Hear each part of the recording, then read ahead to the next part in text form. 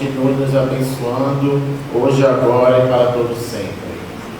Graças a Deus estamos aqui, unidos e reunidos em nome de Jesus, para mais uma vez aprendermos um pouco dos ensinamentos do Mestre. Jesus de Nazaré foi conhecido como um professor. A palavra mestre significa professor. O título que ele aceitou foi o título de professor. Ele não se formou em nenhuma faculdade, mas ele foi e é o homem mais sábio que pisou aqui na terra. E nós precisamos aprender muito com os ensinamentos de Jesus.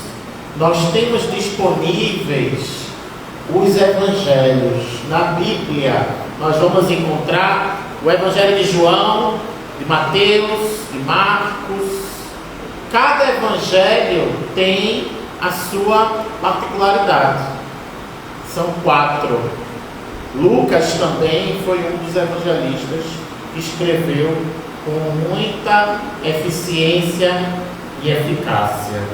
É importante a gente estudar a Bíblia e compreender a mensagem de Jesus. Mesmo tendo se passado quase 2000 anos, a mensagem de Jesus ainda é atual, ainda prevalece. Nós estamos aqui hoje no Brasil, um lugar tão distante de onde Jesus pregou e viveu, já tendo se passado tantos anos e a gente ainda está falando sobre ele, porque ele realmente dividiu a história da humanidade em antes e depois de Cristo. E o tema da palestra de hoje, nós vamos falar sobre o perdão das ofensas. O perdão e o auto-perdão. Por quê? Para eu perdoar o outro, eu tenho que também me perdoar.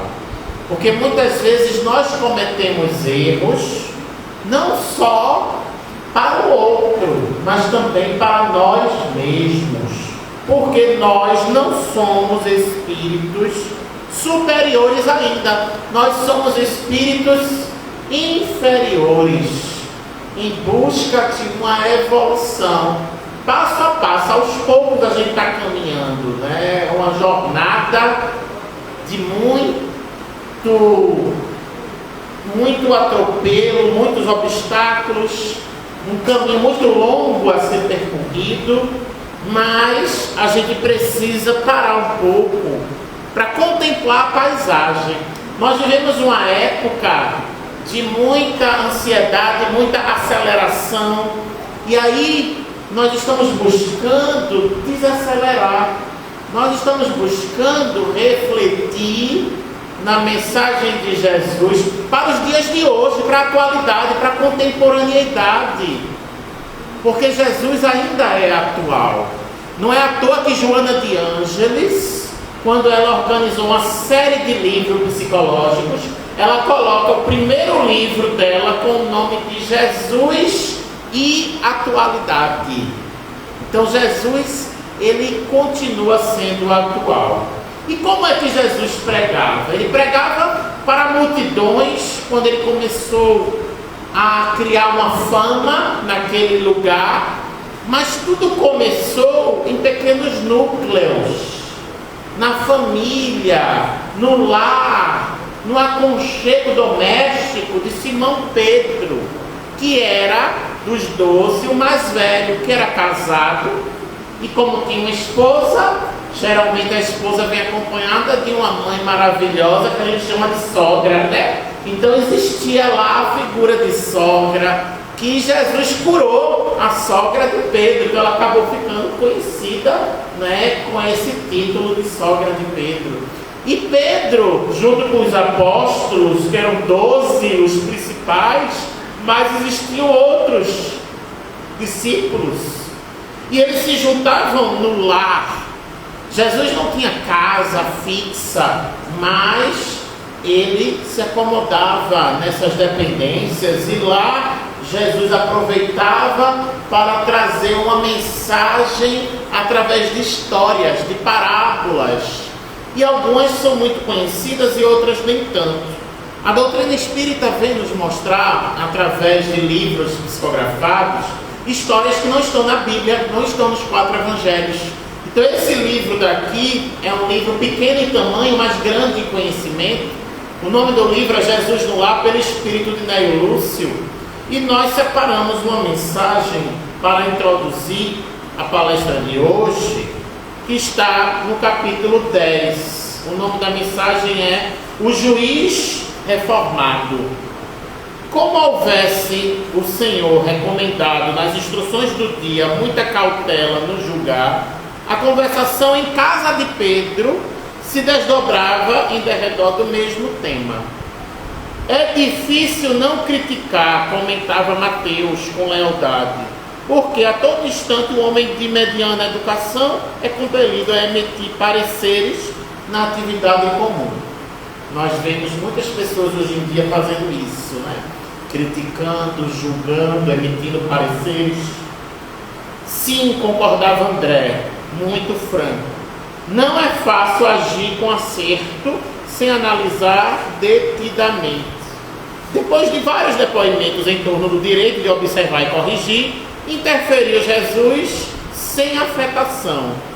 Inegavelmente, homem algum poderá cumprir o mandato que lhe cabe no plano divino da vida, sem vigiar no caminho em que se movimenta, sob os princípios da retidão.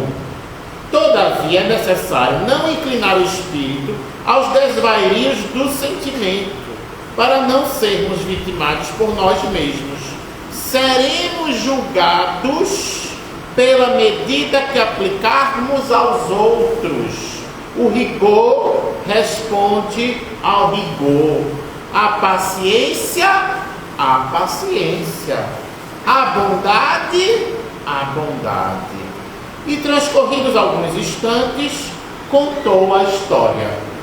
Quando Israel vivia sob governo de grandes juízes, existia um magistrado, austero e violento, em destacada cidade do povo escolhido, que imprimiu o terror e a crueldade em todos os serventuários sob a sua orientação. Abusando dos poderes que a lei lhe conferia, criou ordenações tirânicas para a punição das mínimas faltas, multiplicou infinitamente o número de soldados, edificou muitos cárceres e inventou variados instrumentos de flagelação. O povo, asfixiado por estranhas proibições, devia movimentar-se debaixo de severa fiscalização, qual se fora rebanho de animais. Trabalharia, descansaria e adoraria o Senhor em horas rigorosamente determinadas pela autoridade, sob pena de sofrer humilhantes castigos nas prisões com pesadas multas de toda espécie. É uma coisa que não tem hoje em dia, né? Multa, né? Por excesso de velocidade, às vezes no trânsito, né? Naquela época não tinha os carros de hoje em dia, nem o trânsito, mas já existia esse juiz aí bem austero. Se bem mandava o juiz, melhor agiam os subordinados, cheios de natural malvadez. Assim foi que, certa feita, dirigindo-se o magistrado alta noite à casa de um filho enfermo, foi aprisionado, sem qualquer consideração, por um grupo de guardas bêbados e inconscientes que o conduziram à escura enxovia que ele mesmo havia inaugurado semanas antes. Não lhe valeram a apresentação do nome e as honrosas insígnias de que se revestia. Tomado por temível ladrão, foi manietado, despojado dos bens que trazia e espancado sem piedade, afirmando os sentinelas que assim procediam, obedecendo às instruções do grande juiz, que era ele próprio. Somente no dia imediato foi desfeito o equívoco, quando o infeliz homem público já havia sofrido a aplicação das penas que a sua autoridade estabelecera para os outros. O legislador atribulado reconheceu então que era perigoso transmitir o poder a subalternos brutalizados e ignorantes, percebendo que a justiça construtiva e santificante é aquela que retifica, ajudando e educando na preparação do reinado do amor entre os homens. Desde a singular ocorrência, a cidade adquiriu outro modo de ser, porque o juiz reformado, embora prosseguisse atento às funções que lhe competiam, ergueu sobre o tribunal, a benefício de todos, o coração de pai compreensivo e amoroso. Lá fora brilhavam estrelas, retratadas nas águas serenas do grande lago.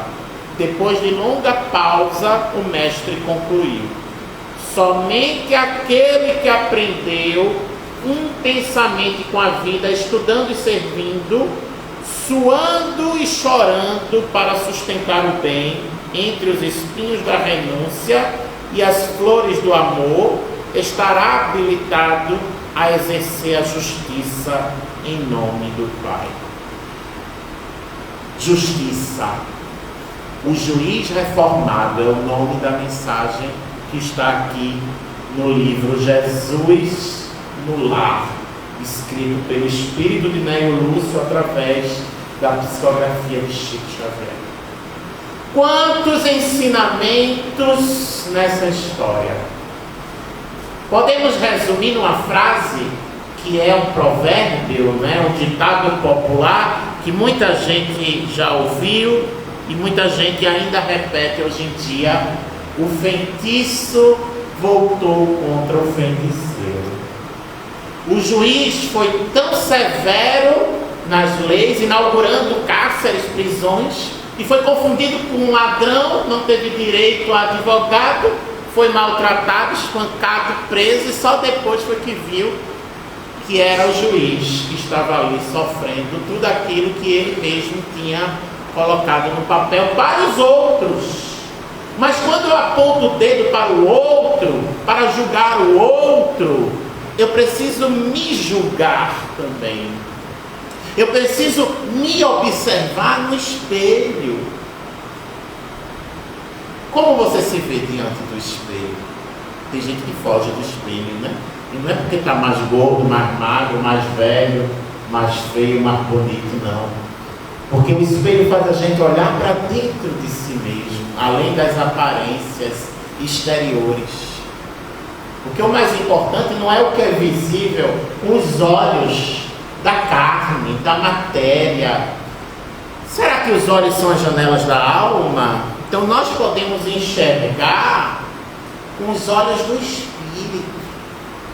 Nossos irmãos do Oriente, da Índia principalmente, falam do terceiro olho, esse chakra frontal.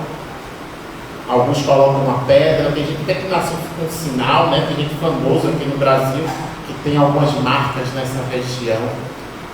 Na doutrina espírita a gente chama de clarividência ou avidência. Nós temos a habilidade de perceber. Todos nós temos intuições, todos nós temos inspirações. Quando eu venho da palestra, eu procuro me conectar com meus guias. Eu peço que eu venha trazer a mensagem que toque no coração de cada um que está aqui, encarnados e desencarnados.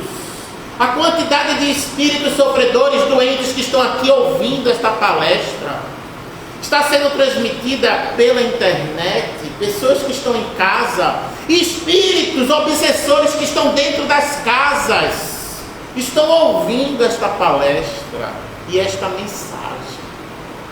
Ela é atual.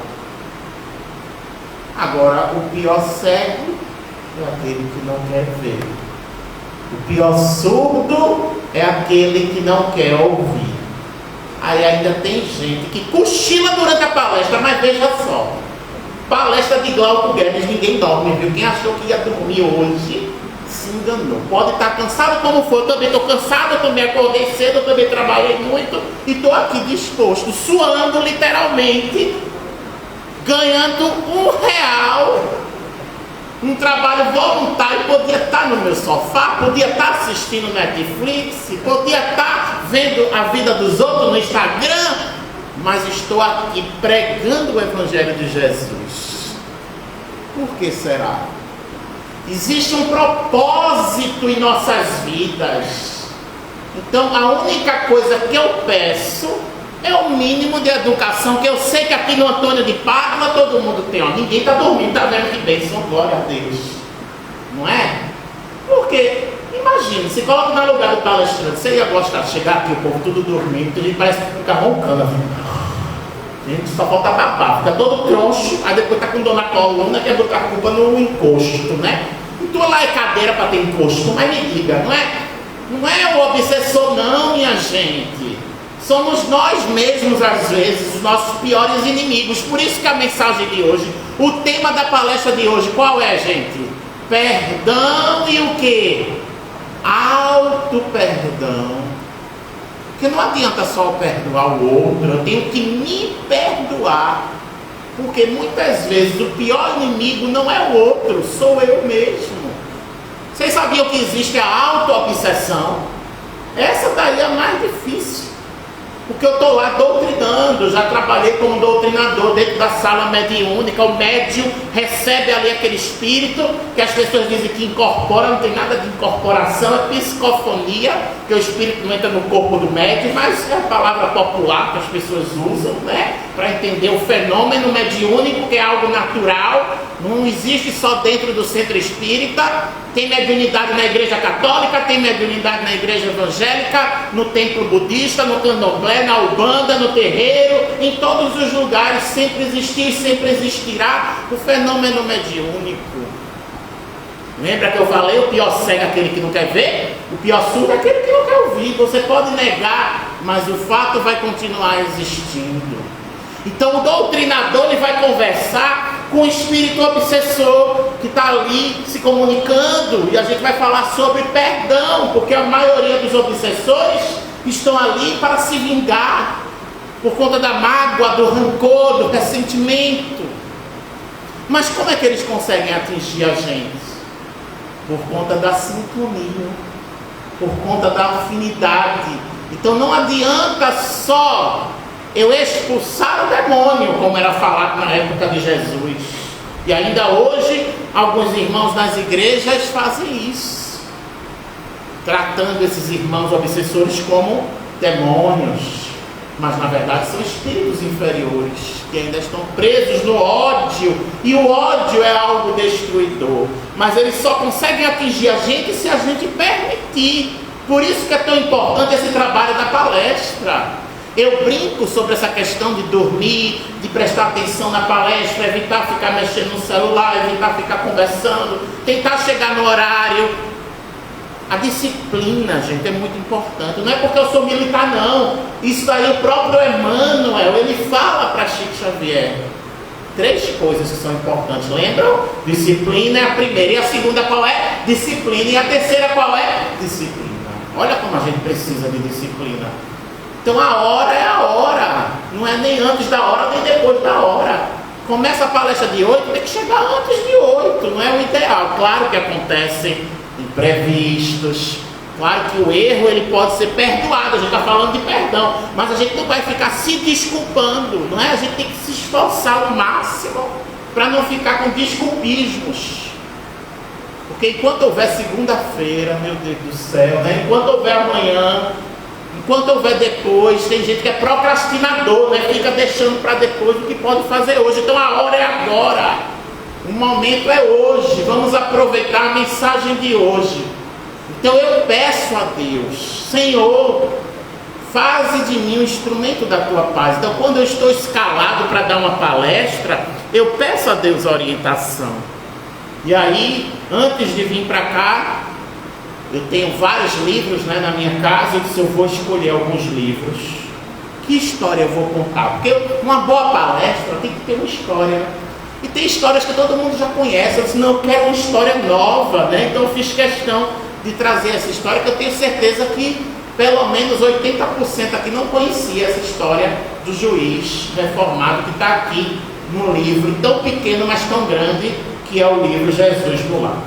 Mas aí, muitas pessoas gostam de perguntas e respostas, né? A gente aprende muito quando a gente se questiona. A doutrina espírita é uma doutrina filosófica.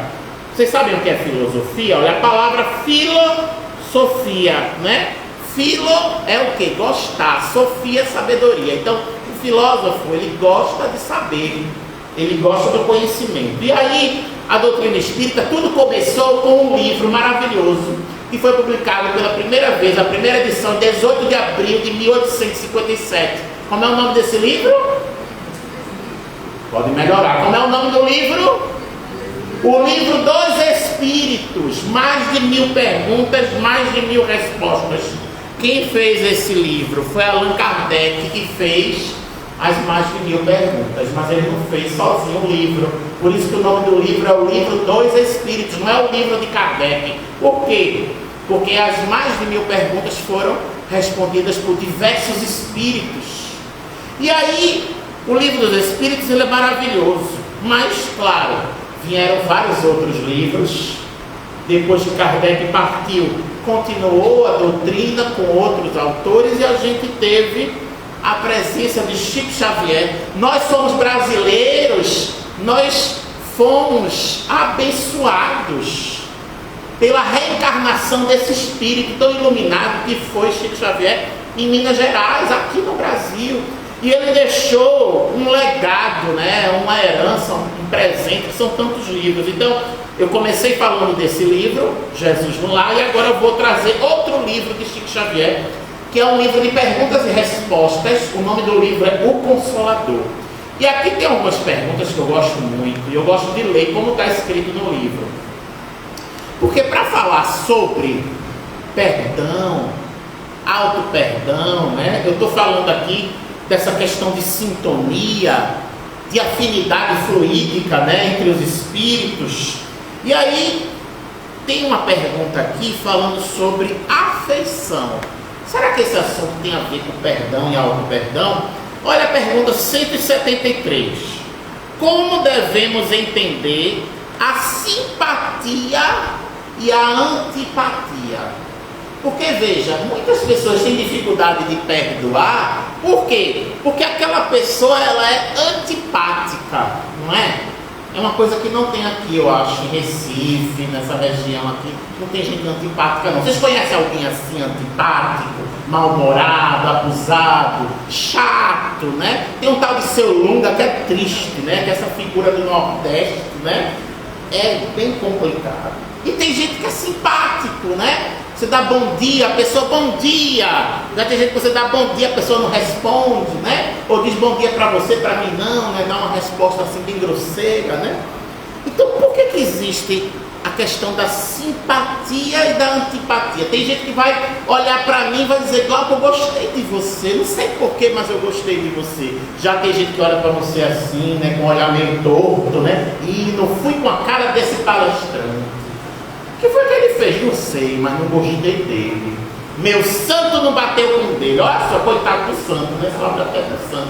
Nada a ver. Mas vamos lá entender o que, é que a doutrina espírita explica sobre isso, né? A simpatia, é a resposta de Emmanuel, viu? A simpatia ou a antipatia tem as suas raízes profundas no espírito, na sutilíssima entrosagem dos fluidos peculiares a cada um, e quase sempre, de modo geral, atestam uma renovação de sensações experimentadas pela criatura desde o pretérito delituoso em iguais circunstâncias. Olha aí o pretérito. Quem lembra o que é pretérito? Vocês faltaram essa aula de português. Eita, era bom demais, hein? Pretérito do imperfeito, pretérito perfeito, né? Tem que conjugar os verbos. Quem já passou por isso, hein? Tem que estudar a gramática, não é?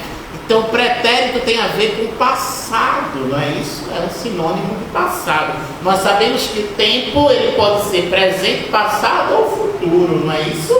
São os tempos. Então, o que a gente sente hoje tem a ver com o pretérito, com o passado.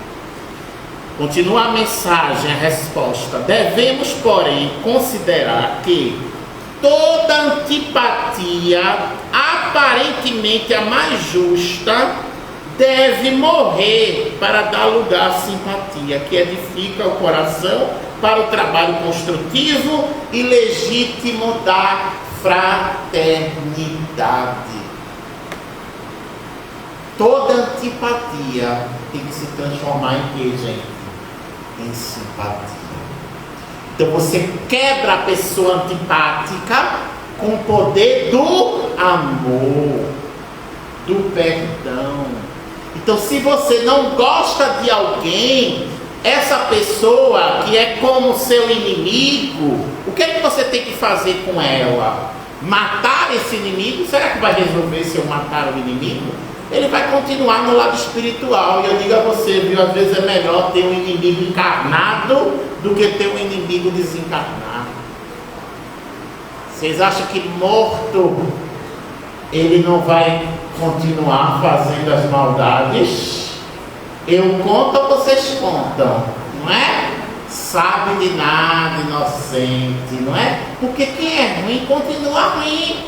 Eu acho tão bonito quando você vai no enterro, pra ir morrer, olha, parece que está dormindo, é o santo. Oh, meu Deus, depois que morreu, né, todo mundo vira santo, né? Não é bem assim, não.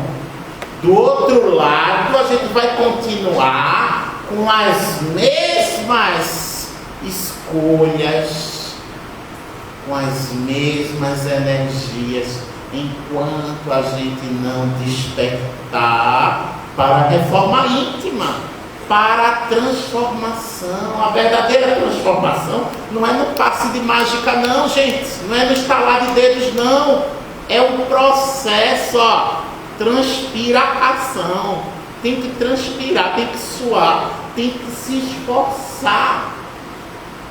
Então, qual é o ensinamento de Jesus? Amar o inimigo.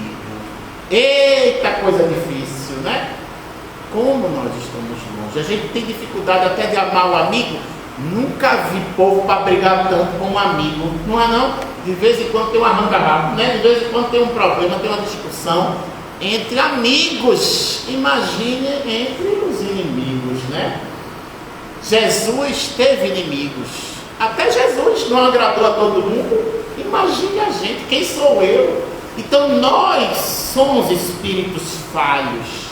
Ainda bem que existe a amizade, ainda bem que nós construímos relações que são muito importantes na Terra.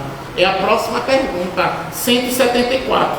Poderemos obter uma definição da amizade? A Emmanuel diz: na gradação dos sentimentos humanos, a amizade sincera é bem o oásis do repouso para o caminheiro da vida na sua jornada de aperfeiçoamento.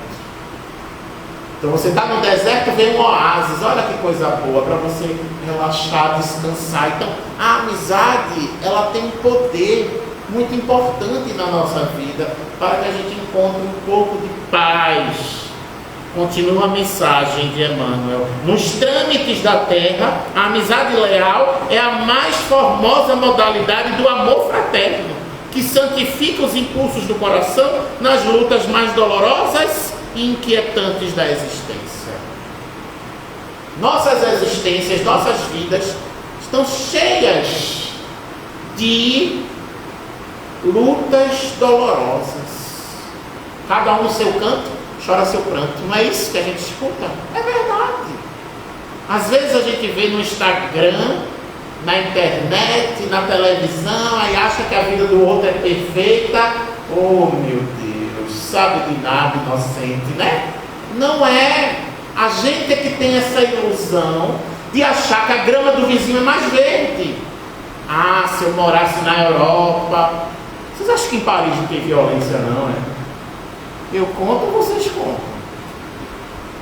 Então a gente se ilude, né? Aquele sonho americano. Ah, eu vou morar nos Estados Unidos, cansei do Brasil. Oh meu Deus, vai ver como é a vida lá, tu acha que é fácil, é? Não é bem assim não. De longe a gente se encanta, mas de perto muita gente se espanta. Não adianta você ir para qualquer lugar, você vai levar na bagagem o que tem dentro de você. O lugar é o reflexo de você. Tem gente que fica que nem macaco, de galho em galho, de cidade em cidade, de país em país, de relacionamento em relacionamento, não é? De igreja em igreja, de centro espírita em centro espírita. Qual é o centro espírita perfeito? Qual é a igreja perfeita? Qual é o marido perfeito? Qual é o trabalho, a profissão perfeita? Não existe, porque nós estamos num mundo cheio de imperfeições. E eu sou imperfeito. Lembra do espelho? Eu comecei falando do espelho. Quem falava desse espelho metafórico foi um homem assim, não sei se vocês já ouviram falar, um tal de Sócrates, que ele repetia muito, como um grande filósofo grego, o que estava escrito lá no templo de Delfos. Ó homem, conhece-te a ti mesmo. Quem eu sou? De onde eu vim? Para onde eu vou? Autodescobrimento, autoconhecimento. Então, quando eu mergulho dentro de mim mesmo, nesse processo de análise, nesse processo terapêutico, eu vou me deparar com os meus inimigos internos, com os meus demônios, que eu preciso combater. Não matar, mas tornar o inimigo meu amigo. É isso que está dizendo aqui a mensagem. Aquilo que é antipático vai se tornar simpático no momento que a gente entrar numa comunhão de fraternidade. O que é que significa fraternidade? Todos nós somos irmãos e irmãs em Cristo, porque Deus, ele é nosso Pai. Só existe um, é único, um Deus onipotente, onipresente, onisciente. Não é isso que a gente aprende? Existem famílias que são espirituais e existem famílias que são de laços consanguíneos. E tudo é programado pela espiritualidade superior. Existe um planejamento reencarnatório. Então, dentro da família, a gente vai encontrar esses inimigos. É lá que nós vamos testar o perdão das ofensas. Porque quando é alguém de fora, a gente tem um tratamento. Mas quando é alguém de dentro de casa, muitas vezes o tratamento é diferente. E aí nós temos que ter o autocontrole, dominar os impulsos que são negativos, que podem nos desequilibrar. Muitas pessoas hoje estão sofrendo com a palavrinha, já faz tempo que está na moda, mas tem que sair da moda, é a tal da palavra estresse. O povo estressado. Na mensagem do Evangelho nós vamos encontrar a palavra cólera, que hoje está um pouco em desuso, né? Mas aqui no livro de Emmanuel, o Consolador, é perguntado na pergunta 181. Como entender o sentimento da cólera nos trâmites da vida humana? Resposta: a cólera não resolve os problemas evolutivos e nada mais significa que um traço de recordação dos primórdios da vida humana em suas expressões mais grosseiras. Glauco Guedes é o meu nome nesta encarnação. Glauco Guedes já teve várias reencarnações e as do passado eram piores do que a de hoje. Graças a Deus a gente não lembra o que fez no passado. Mas nos primórdios, ou seja, lá nas nossas origens da vida humana, nós éramos muito mais grosseiros, primitivos, selvagens. Então nós vivíamos numa época que era olho por olho e o quê? Dente por dente. Tem gente que ainda quer aplicar essa lei de Italião hoje em dia. Não dá, né, gente? A doutrina espírita é contra a pena de morte. Então nós precisamos ampliar os horizontes, expandir a consciência e compreender melhor o outro e a si mesmo. Compreender que esse eu velho, esse homem velho, desse passado, desses primórdios, já passou. O que passou, passou. Eu tenho que viver o momento de agora. Aqui e agora. O grande desafio que nós estamos encontrando hoje em dia é isso, é viver o momento presente. A nossa mente, ela vive muito no futuro ou vive muito no passado. A pessoa que é muito depressiva, ela fica muito presa ao passado. Porque na minha época, porque antigamente não era assim. Não era mesmo, passou antigamente. Então viva o momento presente. Também não fique pensando no futuro demais. A gente pode pensar no futuro para planejar.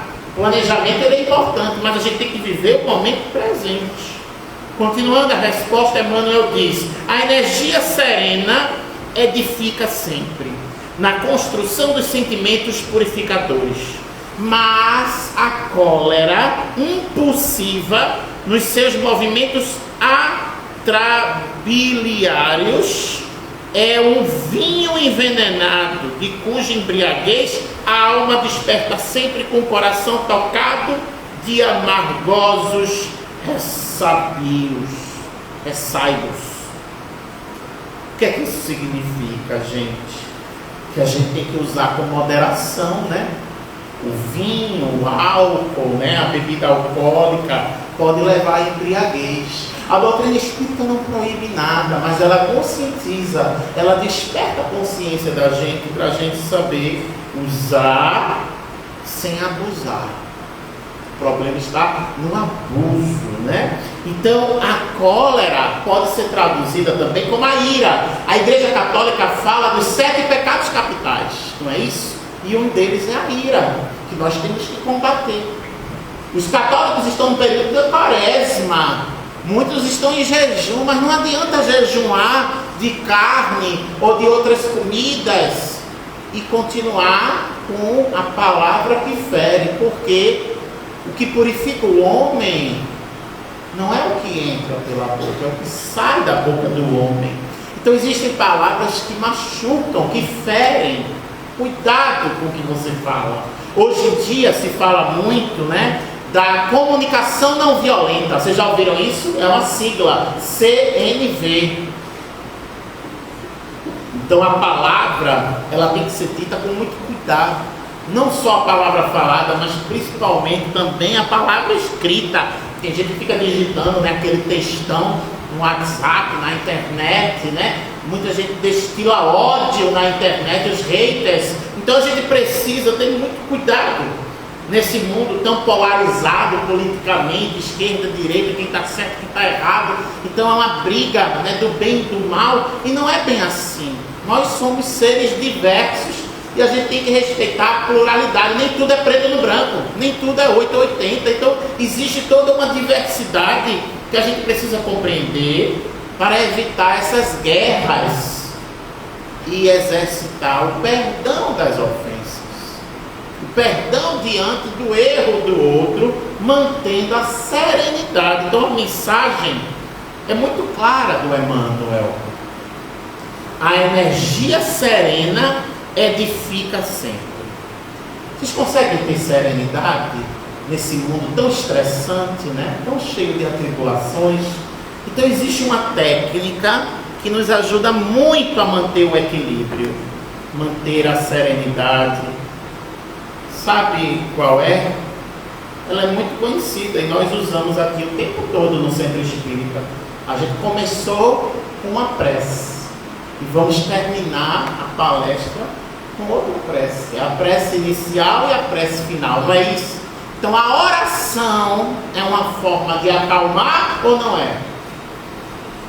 A oração pode ser até em forma de música. Existem músicas que acalmam, e existem músicas que agitam, viu? Que estressam, e não é só quem tem o TEA, né, que é o transtorno do espectro autista, não. O autista ele é mais sensível, né, ao barulho, mas nós também nos incomodamos às vezes com alguns barulhos. Então tem hora que a gente precisa silenciar. Está escrito ali, vocês já leram, de um lado e do outro, viu? O silêncio é o quê? Uma prece. Tem gente que não consegue ficar 1 hora calado. Vocês já perceberam isso? A palestra é 1 hora, gente. Mas tem gente que fica com a língua coçando, né? Eu nunca vi um negócio desse, né? Ou pouco para falar, fala até pelos cotovelos. Então a gente precisa, silenciar, mas não só nas palavras. O silêncio também mental, né? Na concentração, na fila do passe. Então a pessoa está indo se preparando para tomar um passe. Vamos manter o silêncio. Antes de começar a palestra, assim que terminar a palestra, não é que seja proibido conversar. Não, tem a parte que você pode conversar, não é? Tem um lugar onde você pode lanchar, tem um jardim. Então é importante a comunicação. Mas entenda, Deus nos deu uma boca e 2 ouvidos. Não é à toa, né? A gente precisa ouvir mais. Eu já fiz curso de oratória. A gente quer falar bem, né? Para ser palestrante, eu paguei para ter o curso de palestrante. E outros eu fiz até gratuito. É maravilhoso. A gente aprende muito a poder falar em público. Mas quem já fez curso de escutatória, né? A gente tem curso de oratória, mas escutatória é difícil. Mas a gente precisa aprender a ouvir. Eu trabalho com psicanálise, eu tenho um consultório de psicanálise, eu atendo já há 8 anos ouvindo. Hoje eu fui contar aqui quantos pacientes eu atendi. Foram 6 pacientes, 6 histórias totalmente diferentes, 6 problemas totalmente diferentes. Um é homem, outro é mulher, um é gay, o outro é hétero, um é negro, o outro é branco, mas tem algo em comum entre todos eles. Todos são seres humanos que passam por dificuldades e que precisam de alguém para ouvir. Então eles me pagam para que eu esteja ali atento, olho no olho. Imagina você ficar ouvindo 50 minutos uma pessoa falando. Aí depois você tem que ouvir 50 minutos outra pessoa falando de outro assunto totalmente diferente. A maioria que não aguenta assistir uma palestra toda, né? Que é 50 minutos, é 1 hora, uma palestra. Imagine 2 palestras seguidas, 3, 4, 5. Então não é fácil. Tem que ter a habilidade de ouvir. Ouvir e interagir. Não é fingir que está ouvindo. Porque eu já tive amiga que disse a mim: Glauco, eu acho que eu vou fazer. Não é amiga íntima, não é colega, né? Amiga espírita, né? Conhecida. Ela: Glauco, eu vou fazer terapia, acho que contigo. Eu disse: que bom, vai ser ótimo. Mas eu não sei se eu vou conseguir isso. Por quê? Não, porque eu fui uma vez e não gostei. Eu disse: mas acontece, às vezes você vai num lugar e não gosta, no outro gosta, depende do momento, depende do profissional. Mas por que você não gostou? Eu disse: eu não sei se isso é normal de acontecer. Mas quando eu fui uma vez, depois de um tempo, a pessoa estava dormindo enquanto eu estava falando. Isso não é normal, não. Faz parte da técnica de psicologia nem de psicanálise. Então veja, o erro, como ela não sabia o que era certo e errado, ela ficou em dúvida se era realmente um erro. Então, por conta de uma falha de um profissional, ela estava duvidando, né, do poder de toda uma profissão. Mas todas as profissões têm bons e maus profissionais. Então você ouvir o outro pode dar sono. Por isso que eu brinco que tem muita gente que dorme durante a palestra, porque você está ali só ouvindo. Aí se o palestrante fica falando com aquela vozinha, né, bem monótona, né, aí a pessoa vai, quando vê, já está dormindo, né? Vai longe, vai em desdobramento, né? Ainda diz que está em tratamento espiritual. Oh meu Deus, eu conto ou vocês contam, né? Sabe de nada, inocente. É inocência, é pureza, né, da criança, né? Cada um sabe, não cabe a nós julgarmos, né? Pode até ser que durante o tratamento a pessoa cochile, né, por conta dos fluidos benéficos, faz ali uma cirurgia espiritual, mas pode ser também várias outras coisas. Cada caso é um caso. Mas voltando para a questão, ouvir o outro com atenção. A arte de ouvir, então veja, até pessoas que são psicólogos, né, homens ou mulheres, estão ali, acabam cometendo deslizes e dormiu durante o trabalho, né? Quem nunca, né? Quem somos nós, né, para tirar pedras, não é?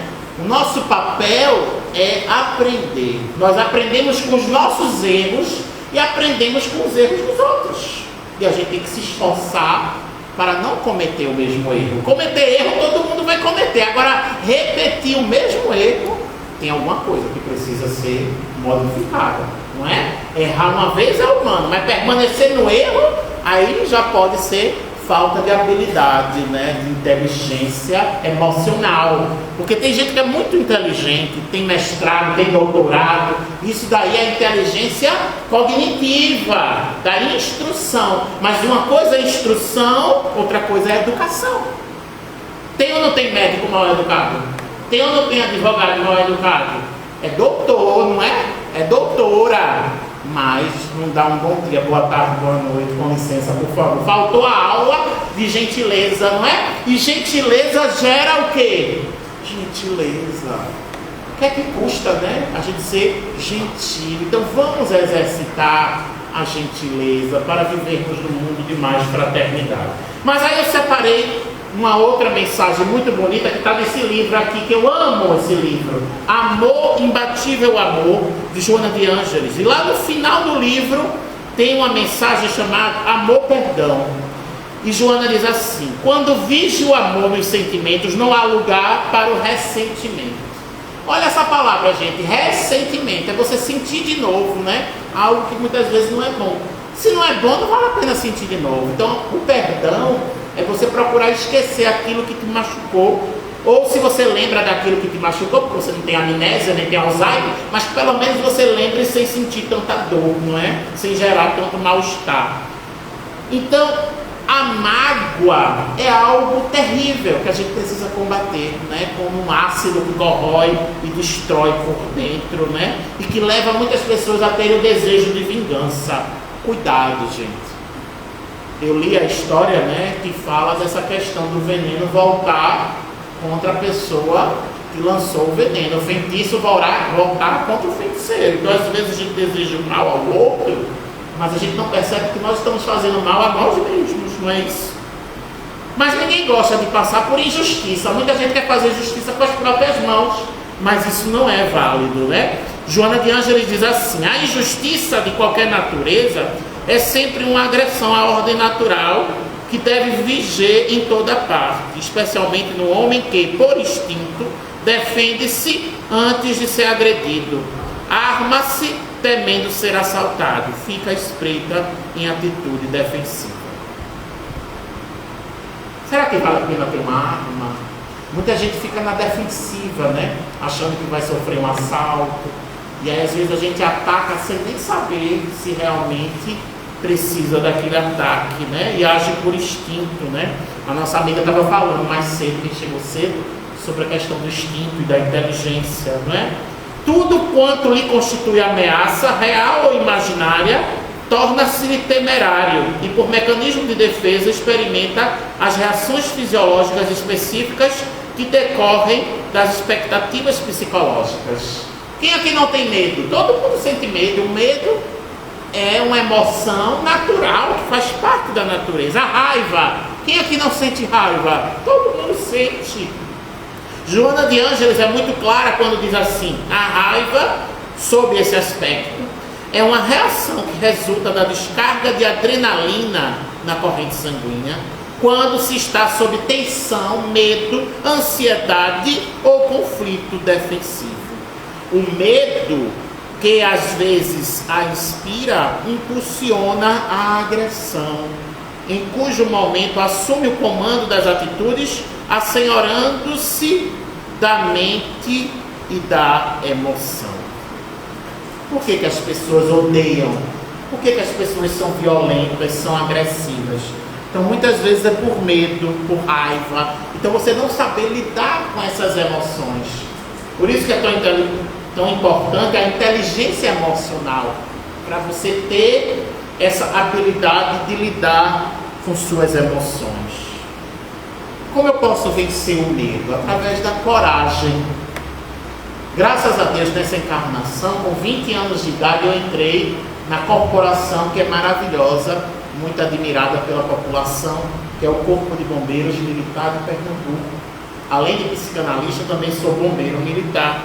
E uma das coisas que a gente desenvolve muito é a coragem, porque enquanto está todo mundo fugindo ali do incêndio, a gente está indo em direção ao fogo para apagar. Enquanto está todo mundo correndo do mar porque tem um tubarão, a gente está ali entrando no mar para tentar socorrer alguém que está se afogando.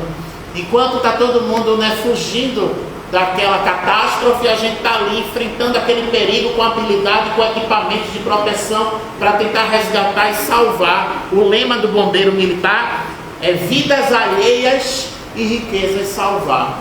E aí, como eu vou salvar o outro sem ter habilidade? Se eu não sei nadar e eu vou tentar salvar o outro, eu posso morrer afogado junto com aquela pessoa. Vocês sabiam disso? Isso já aconteceu várias vezes. É muito triste quando a gente vê alguém se afogando e outra pessoa tentando resgatar, às vezes um parente, e quando vê, morrem as duas. Então, a gente tem que ter muito cuidado com isso, para não agir por impulso.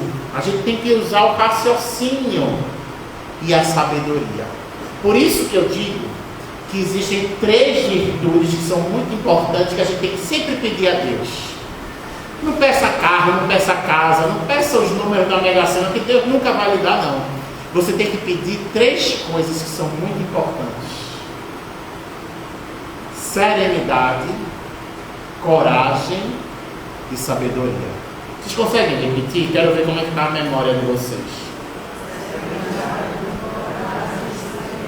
Olha aí, gostei, viu? Vamos repetir essas 3 palavras. O que é que eu vou pedir a Deus? Serenidade, coragem e sabedoria. Como é que eu peço isso? Através da oração. Existe uma oração chamada oração da serenidade. Quem conhece a oração da serenidade? Ela é maravilhosa, gente. Vocês podem aprender comigo e depois vocês repetem e memorizam em casa. Fica como tarefa de casa para quem não conhece ainda. Mas repitam comigo agora que vocês já vão aprender um pouco, pelo menos. Vamos lá. Senhor, dai-me serenidade para aceitar o que eu não posso mudar, coragem para mudar o que eu posso modificar e sabedoria para saber a diferença entre uma coisa e outra. Como assim entre uma coisa e outra? Entre as coisas que eu posso mudar e as coisas que eu não posso mudar. Se eu não posso mudar, o que é que eu tenho que fazer? Aceitar. Aceita que dói menos, não é? De que adianta ficar revoltado, reclamando? Ah, porque essa governadora é a governadora que a gente tem. Ah, porque esse presidente é o presidente que a gente tem. Não vai mudar agora aqui. Você tem que aceitar por enquanto. Claro que você pode lutar para mudar em breve. Independente de política, estou dando um exemplo genérico. Mudar no trabalho, mudar no casamento. Mas a mudança tem que partir de você, não é do outro. Porque eu não vou conseguir mudar ninguém. Eu só mudo a mim mesmo. Olha aí o espelho. Então, se eu estou me achando mais gordo, eu posso emagrecer ou não posso? Posso. Se eu estou me achando mais magra, eu posso engordar ou não posso? Posso. Tem coisas que dependem de mim, então eu tenho que ter coragem para mudar. Eu posso deixar de fumar? Eu posso deixar de beber bebida alcoólica? Eu posso deixar de cheirar cocaína? Eu posso. Eu quero. Eu consigo. Com fé, com determinação, com esforço, ser uma pessoa melhor. Por isso que eu adoro uma frase que eu venho repetindo em várias palestras. Hoje eu estou melhor do que ontem. E amanhã eu estarei o quê? Melhor do que hoje. Vocês conseguem repetir essa frase? Hoje eu estou melhor do que ontem. E amanhã eu estarei melhor do que hoje. Para encerrar, nesses últimos minutos que faltam, eu trouxe um outro livro que é maravilhoso. Eu já chorei lendo esse livro, é emocionante as histórias que tem aqui da Bíblia. O nome do livro é Boa Nova, foi escrito por Humberto de Campos, através da psicografia também do nosso querido e amado Chico Xavier. E aqui fala de perdão. Existe uma mensagem no capítulo 13, Pecado e Punição, que é maravilhosa. Claro que não dá tempo de ler toda, eu vou ler só uma passagem para ficar com gostinho de quero mais, e quem quiser depois comprar o livro ou pegar emprestado, com certeza tem na biblioteca, na livraria, pega emprestado com alguém, leia, tem na internet também, PDF, tem audiobook, então hoje em dia não é desculpa para você não aprender, para você não ler. O nome da mensagem é Pecado e Punição. Jesus havia terminado uma das suas pregações na praça pública, quando percebeu que a multidão se movimentava em alvoroço. Alguns populares exaltados em gritos e uma mulher ofegante de cabelos desgrenhados e faces macilentas se aproximava com uma súplica de proteção a lhe sair dos olhos tristes. Muitos judeus ali aglomerados recitavam o ânimo reclamando o apedrejamento da pecadora, conforme a tradição. Solicitado então a se constituir juiz do costume do povo, o mestre exclamou com, olha a palavra que está aqui, serenidade e desassombro, causando estupefação aos que o ouviram. Aquele que estivesse em pecado, atire a primeira pedra. Por toda a assembleia se fez sentir uma surpresa inquietante. As acusações morreram nos lábios mais exaltados. A multidão em si mesmava-se para compreender a própria situação. Enquanto isso, o mestre pôs-se a escrever na areia do solo despreocupadamente. Aos poucos, o local ficara quase deserto. Apenas Jesus e alguns discípulos lá se conservavam, tendo ao lado a mulher a ocultar as faces com as mãos. Olha aí a vergonha, né? Em dado instante, o mestre divino ergueu a fronte e perguntou à infeliz: mulher, onde estão os teus juízes?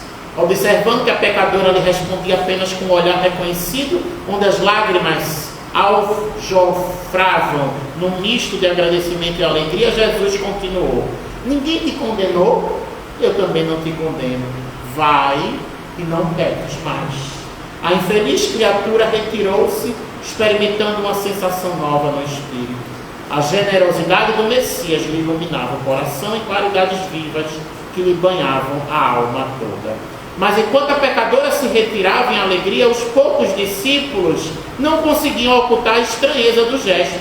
Por que não condenar aquela mulher de vida censurável? Não se tratava de uma adúltera? Nesse ínter, João se aproximou e interrogou: mestre, por que não condenaste a meretriz de vida infame?